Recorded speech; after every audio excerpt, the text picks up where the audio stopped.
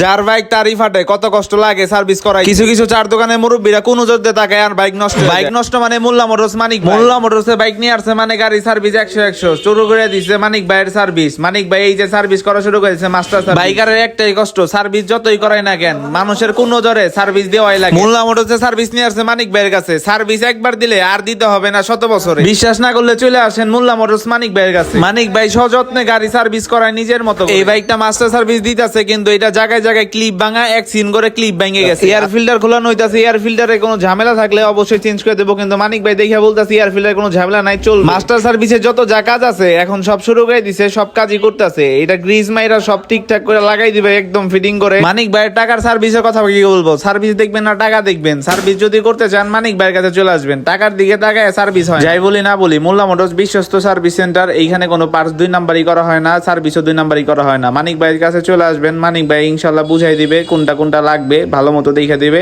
এই হচ্ছে মোল্লা মোটরস।